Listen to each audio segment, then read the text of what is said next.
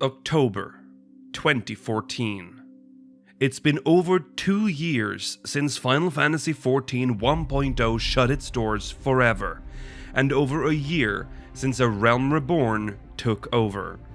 A new expansion has been teased, and the small but growing community is optimistic about the future of the MMORPG. The date is getting closer and closer to what some of the developers fear might be Final Fantasy XIV's first and final expansion. Cause how likely is it that the Reborn 14 will pull through a whole second expansion? After accruing all this technical debt, after all the issues that have plagued the game so far, can Yoshi-P really pull this off again? The stage is set for Final Fantasy XIV A Realm Reborn's final patches and the leap of faith that was Heavensward.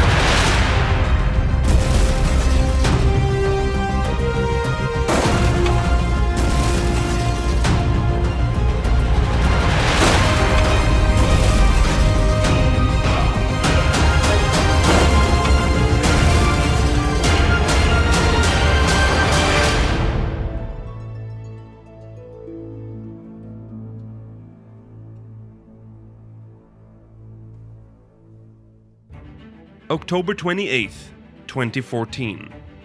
2 weeks after 14's 14-hour anniversary stream, the game received its fourth major patch, Patch 2.4, Dreams of Ice. This update sought to pivot the game's main scenario into a new direction, beginning the storyline that would eventually lead into Heavensward. The title, Dreams of Ice, heavily playing off of Ishgard and Kurthus' cold and icy landscape, and Shiva being introduced as the primal fight of the patch.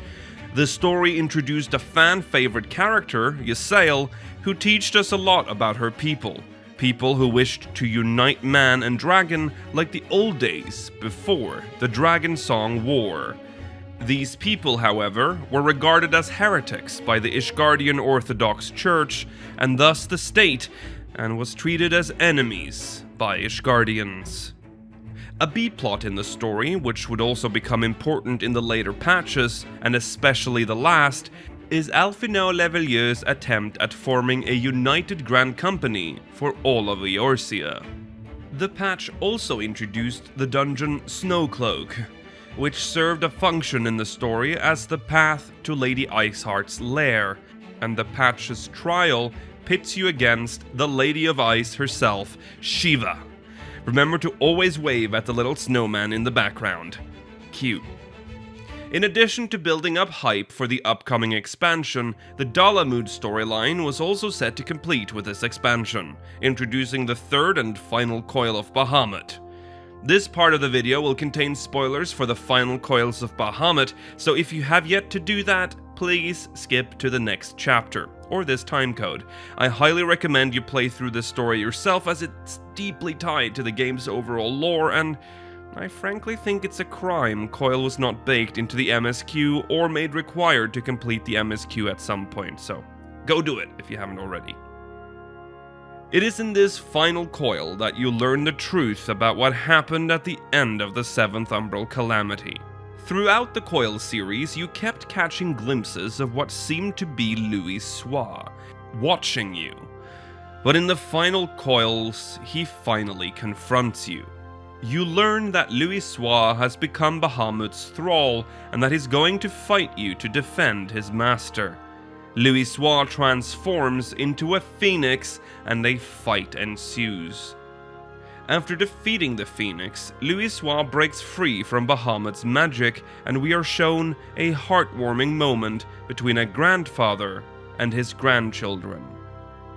Louisoix explains that the power imbued to him by the prayers all over Eorzea gave him the strength to defeat Bahamut, but it came at a cost. His mortal body disintegrated, and Bahamut exploded into a shower of ether. This ether would help the land heal, and Louisoix returned to Hydaelyn as a primal, the Phoenix. What made this so unique was the CGI cutscene made by Square Enix's in-house animation studio Visualworks, which depicted an extended version of the A Realm Reborn opening cinematic, where Louisoix fought Bahamut. This was meant to act as a reward for having completed the third final coil and the end of Louisoix's story. This was the last time we would see Louisoix in the game, with exceptions of flashbacks. The man who had become an icon in 1.0 was now taking his final bow and leaving Hydaelyn forever. For 1.0 players, this was the conclusion to the Living on a Prayer storyline Louisoix had started in 1.0. The quest had finally come full circle. It was time to face the final boss, Bahamut Prime. The fight featured the song Answers, the anthem of A Realm Reborn, and the swan song of 1.0. The song would progress as you made your way through the fight's many phases. While it was not quite as hard as the dreaded Turn 9 fight with Naeldu's Darnus, it was an epic conclusion to the coils. Final Fantasy XIV's housing system continued to struggle even after adding additional wards in 2.3. To bring more substantial change to the system and increasing capacity, in 2.4 the 3 housing districts all received a subdivision, essentially a mirrored version of the existing wards.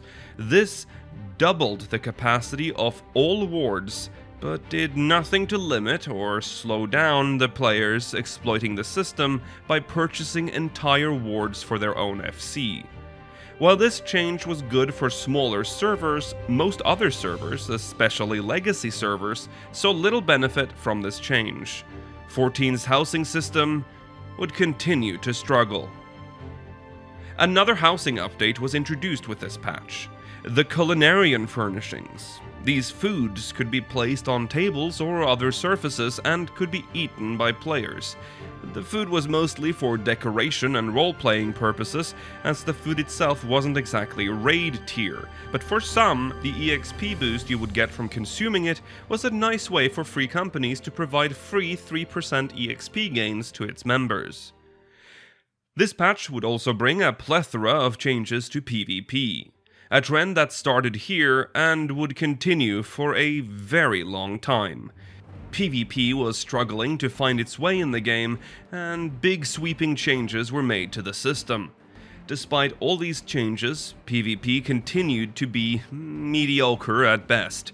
Many would call it the least popular content in the game, and I don't think that was far from the truth. The main issue continued to be 14's global cooldown and animation locks. The Feast Arena was also not a great design, feeling uninspired, unbalanced, and boring. Frontline became the more popular choice for PvP, but it too struggled with the same issues as the Feast. PvP was also made unnecessarily complicated due to the existence of PvP gear. These pieces of gear had their own item level and would also have bonuses within PvP, meaning people would have their own PvP gear set. Like I mentioned in the previous episode, skills were also not automatically switched when playing PvP like it does today. There was no PvP hotbar. You still had to make a dedicated hotbar exclusively for PvP actions that you'd manually switch to when entering PvP content. All this extra work continued to push people away from 14's PvP. Hildebrand also returned with his weird and wacky storyline, introducing a trial that would later make its appearance in another huge piece of content that will be introduced in 2.5. We'll get to that in a bit. One of perhaps the biggest and wildest additions in this patch was the introduction of a brand new class and job, the Rogue and Ninja. This class and job came complete with a full set of class and job quests, all the way up to the level cap of 50. The job was sorely missing from 14 at launch, and the dev team wanted to add it to the game before the expansion. Yoshi-P has later stated that it was a proper nightmare for the dev team and that they're likely never going to do that again. Mind you, they were working on an expansion that would introduce 3 new jobs already, and they were working on a 4th one to be released 3 patches before the expansion was even released. Incredible work, and very impressive in retrospect. As gear item levels grew, so did the need to find a way to maintain older dungeons' difficulty level. Patch 2.4 introduced item level sync to all level 50 dungeons, excluding, for whatever reason, the MSQ dungeons Castra Meridianum and the Praetorium. The patch also included a multitude of items and quality of life changes, some of which included the option to wait for a race when incapacitated, and group sorting in the friend list. Also, since the story had introduced the character of Moan Breda, a Rogadan woman, it seemed the dev team realized that this particular race needed a little facelift, changes to the hairstyle, and bizarrely enough, the visual appearance of female Rogadan characters with open mouths were altered. And let's not skip over this part. Patch 2.4 would introduce something that would survive for years and years. In fact, it's still with us right now as of the making of this video. If you have played Final Fantasy XIV past level 50, you are well acquainted with this one. I speak, of course, of the Elegant Tomestones of Poetics. This was the final endgame tombstone currency introduced to A Realm Reborn and remains the lowest tier tombstone in the game today. In patch 2.45, Final Fantasy XIV got another massive feature. Final Fantasy XIV's Ceremony of Eternal Bonding was released. This feature essentially allows players to marry each other and receive in-game bonuses as a result. However, to gain the best reward, a white wedding chocobo, you had to pay an additional fee. The system was divided into 3 tiers, or plans: the free, gold, and platinum plan. Only the gold and platinum plan would include the mount. The mount was not only special because it was white and quite massive, it was the game's first 2-seater mount. There was some backlash when this system was released due to the seemingly insignificant difference between the gold and platinum plan. The only difference being a few more color options for the ceremony. But I don't know, just don't get the platinum plan then, I guess. This content is important for another reason though. Eternal Bonding allows characters of the same gender to marry. While not making much of a fuss about it, the community noticed, and it was highly appreciated. All in all, 2.4 was a solid patch, as 14 began to pivot towards the inevitable Heavensward expansion. As 2014 neared its end, Final Fantasy XIV's free trial was rolled out on all platforms, including the PS4. This trial was limited to 1 character at level 30, but it allowed players to test out the game before investing. This trial would continue to be updated and restrictions would be added and lifted over time. On December 6, 2014, a Twitch channel saw the light of day for the first time. Speakers of Hydaelyn was born, a channel that would appear on YouTube a month later. The creation of that channel eventually led to the video you are watching right now. It's been a long time since then, huh? Oh my god, we've caught up to when this channel was made. That's crazy. Okay, anyway. Final Fantasy XIV is in a good spot. Yoshi-P is lauded as the savior of Final Fantasy, and he makes numerous interviews with the gaming press. There is seemingly no end to the praise the man is getting, but in his eyes, you can see the doubt. Is 14 going to survive the next expansion? Yoshi-P has later described the time between A Realm Reborn and Heavensward as difficult. The pressure resting on his shoulders now is almost just as heavy as the 1.0 to A Realm Reborn pressure. This could be a one-off situation where the game simply dies after this expansion when the awe of the reborn game wears off. That's why the dev team worked with this in mind, to make Heavensward an expansion worthy of being 14's last. But before the players would be allowed in past the Gates of Judgment, the game had to wrap up the A Realm Reborn story. And how do you do that exactly? That was a big question for the dev team to answer, and the answer was in 2 parts. They needed time to make the ending of the game as good as possible, and to make sure the players were ready to do it. It was therefore decided that patch 2.5 would be released in 2 parts. Part 1, which would contain most of the gameplay content and the first part of the main scenario, and Part 2, patch 2.55 later, to conclude the main scenario before the expansion's expected release in the summer of 2015. On December 9th, 2014, Yoshi-P revealed some of the content to be expected in the upcoming patch. The patch's title was to be Before the Fall, and the expected release date was January 20th, 2015. And as promised, the patch contained the first half of the game's main scenario, heavily involving Ishgard and Kurthus. But the story also brings focus on Ul'dah and the nation's Sultana. The patch's main scenario dungeon was called the Keeper of the Lake, bringing players inside the wreck of the Agrius, located in Silvertear Lake in Mordona, and facing off with Midgardsormr. The game would also see the introduction of 2 new hard mode dungeons, the Wanderer's Palace and Amdapor Keep. For free companies, a brand new feature was introduced, Ethereal Wheels. This feature allowed free companies to generate free company actions without company credits by charging these wheels over time using an ethereal wheel stand. When full, they would be able to convert it into usable company actions. This was introduced as an alternative for smaller free companies where company credits simply didn't accumulate fast enough to keep actions going regularly. This, in theory, would help these free companies out. For the next feature, we have to travel back in time a bit. In 2014, the first fan festivals were hosted in North America, Europe, and Japan. In addition to live letters, keynotes, Q&As, and concerts, were a variety of mini-games and challenges. Everything from riding a behemoth to archery, there was plenty to do. But there was also a unique challenge, an 8-man battle with Odin himself. People were playing an 8-man trial that didn't even exist in the real game. Of course, this immediately sparked controversy and tension on the official forums, with players begging the devs to patch the trial into the game.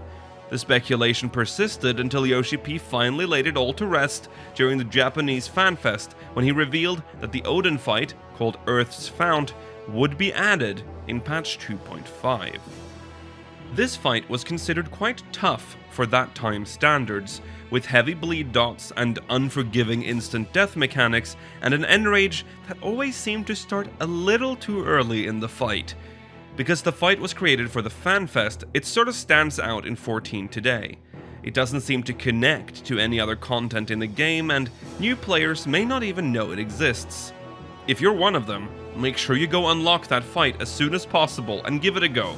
It's a fun little fight. Another piece of content receiving an update in patch 2.5 was a piece of content I haven't really touched on yet. The Moogle delivery quests. This entirely lore-focused content was first introduced in patch 2.3 and would gain new quests with each major and some minor patches. The quests were designed to give smaller characters more depth and personality, as well as tying up loose ends with characters that have been written out of the main scenario or other side quests.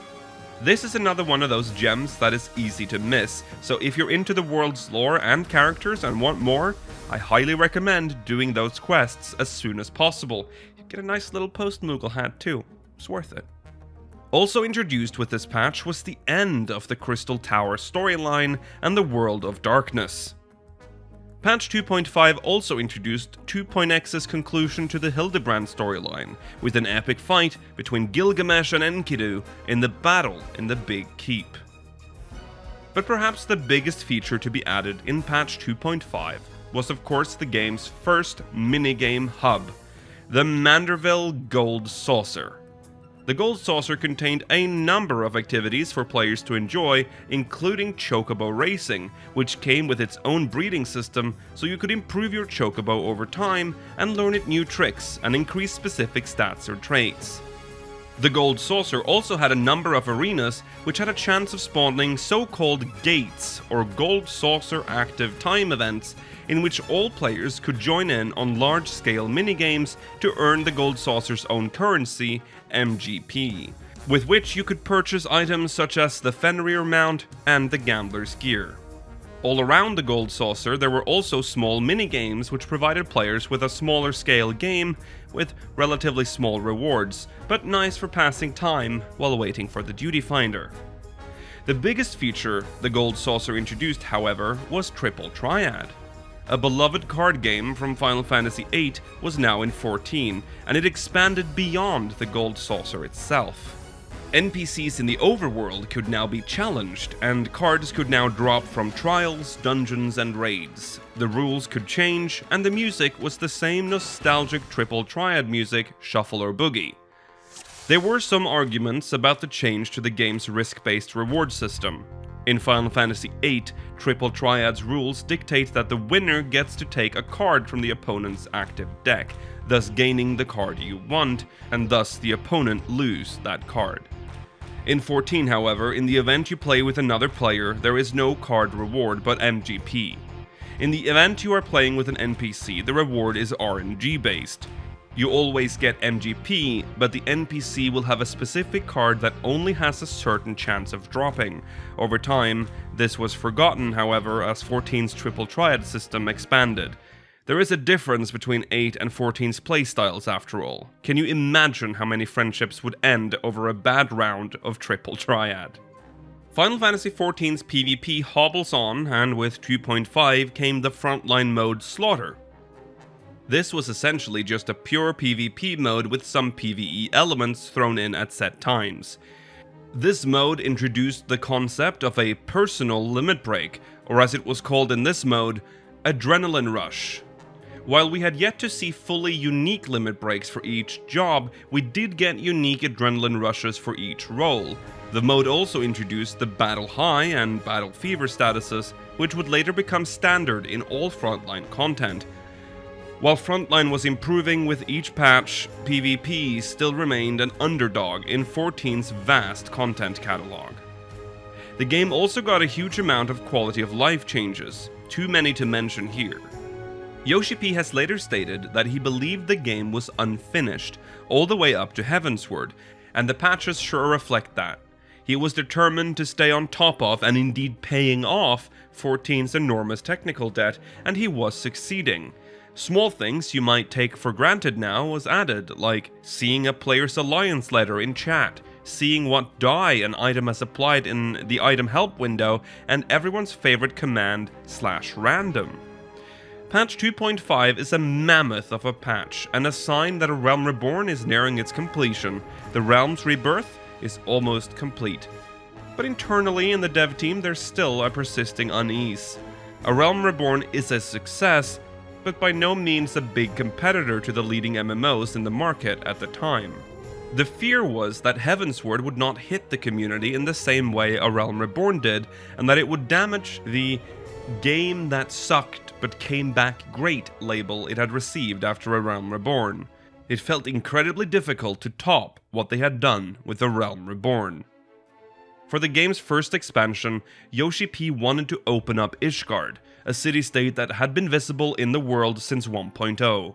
The reason Ishgard was visible in 1.0 is quite intriguing. In the original concept for 1.0, Eorzea would not have 3 starting city-states, but 5. Limsa Lominsa, Ul'dah, and Gridania, which we all know, but also Sharlayan, Alamigo, and Ishgard. This concept was later abandoned when the team realized that they simply didn't have the time and resources to complete all the city-states. They would all require their own main scenarios, NPCs, and of course the cities themselves, so at some point in development, this idea was scrapped. One of the city-states did make it into the game, however, and that was Ishgard. When Yoshi-P took over the helm as producer-director, he asked the team where the dragons were in the game. The reply he got was that they were all in Ishgard. Quote, "When I took on the project, I asked the staff why 1.0, despite being a Final Fantasy title, had so few fantasy elements. I was told, well, actually, there's this isolationist nation called Ishgard with knights fighting dragons. That's where we shoved all of the fantasy stuff. To which I said, but you can't even go there. I personally don't care for the idea of having something that never appears and is only used as a backdrop. But with A Realm Reborn, we needed to make amends, and do that by utilizing the stage that had been set in 1.0. Once A Realm Reborn was taken care of though, Ishgard was the natural choice for the first expansion, so it was decided on well in advance. I directed everyone to think about why dragon and man would be at war, keeping in mind that we were aiming for gothic fantasy. And that's how we began creating Heavensward. So Ishgard made the most sense for the game's first expansion.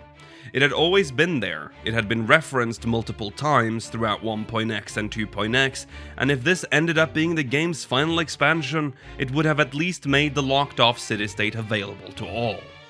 While the development of Ishgard was underway, the final patch was ready to hit the realm hard. The game's story brought more focus on Ishgard, with the Warrior of Light assisting the Holy See with fending off dragons attempting to invade the city. The Steps of Faith was the trial's name, and it caused a bit of a stir when it came out. The reason for the stir was the trial's design and mechanics. Instead of facing a boss and dancing around it while fighting, the boss was constantly moving forward. It was too huge to keep in frame, and adds would constantly spawn around it. In addition to that, you could get trampled by the boss, knocking you away from it and stunning you. At certain points in the fight, you had to man cannons to fire at the boss, and at 2 points you were instructed to man dragon killers that would chop off a huge amount of HP. And therein lays the problem. This was an 8-man main scenario trial. This fight was required to progress the story, meaning new players were constantly entering the fight with no idea of what to do. There had been no fight like this previously, and the natural thing to do would be to attack it, dodge attacks, and heal when necessary until the boss is dead. That would not roll in this fight. If you failed to man the cannons and dragon killers, the boss would not die, and because this boss was moving, there was an endpoint. If the dragon reached the final wall, the trial would fail, and you had to do this very long fight all over again, potentially with another group of brand new players that don't understand what's going on. You can probably see what the issue is here. While it remained a nuisance for quite some time, the devs eventually nerfed the fight, lowering the dragon's HP significantly, meaning you could now kill it without ever using the dragon killers. Way further in the game's life, in patch 6.2, the fight was completely overhauled, making it a single-player instance, significantly changing and nerfing the fight. The focus then shifts back to Eorzea. Throughout the past few patches, the story has been focusing on the Crystal Braves, a neutral company of soldiers formed by Louisoix Le Veilleur's grandson Alphino to make defending and assisting the realm easier, as it is pledged to the defense of the realm, not any one nation within it. The story has also dropped a few hints about the state of Ul'dah. The city is in the midst of a refugee crisis, and there is widespread corruption throughout the nation. The Sultana, unable to act as head of state, thinks it might be a good idea to step down and convert Ul'dah into a republic. The reason for the Sultana's worries is the growing power of the Syndicate. The Syndicate is the Sultana's council, its members being powerful and rich members of Ul'dah that have essentially bought their seats on the council. These were seemingly separate storylines to the players, ones that players would expect to be resolved separately. But 2.55 storyline would be anything but expected. In a twist few saw coming, the Sultana is assassinated during a feast to celebrate the victory over the dragon invasion. The Crystal Braves commit mutiny and sides with Teledu Adeleji, and you are blamed for the regicide of Nanamo Ulnamo. The story was a dramatic shift in storytelling, unlike anything seen before in the game. It was the first time the game warned you beforehand that you had to prepare to watch a series of long cutscenes, and it was an incredible experience. As the dramatic story unfolded, you also watched the friends you had made throughout your journey, the Scions, disappear one by one, until you were all alone. From here on, you meet Alphino and Pippin, Raubon's adopted son, and you all board a chocobo carriage together with the first NPC you ever encountered in the game. The game ends on a somber note. You are a refugee in Kurthus. You are waiting for the all clear to one day enter the gates of judgment and Ishgard. The story of 2.55 was truly heart-shattering, but also exciting. Never had the game seen such attention to detail in how the characters moved and talked. There was even legitimate cinematography involved. The players were being served an hour-long movie with their character in it. At the conclusion of the story, because it is an MMO, the devs had to make some concessions to the aftermath of the events. For instance, you were able to return to Ul'dah without any issues. Crystal Braves would be stationed throughout the city-state, but they would not acknowledge you, or they'd just straight up tell you that they don't believe the story being served by the Syndicate. Saddest of all, however, was probably going back to the Rising Stones to be reminded that everyone was gone, and that the Crystal Braves now had full control of the area. 2.55 left an impact, and really got the players hyped for what was about to come next. Heavensward hype was through the roof. Dragons are coming to Eorzea. The Dragon Song War will soon be upon us. Next time, we'll be entering the era of Heavensward.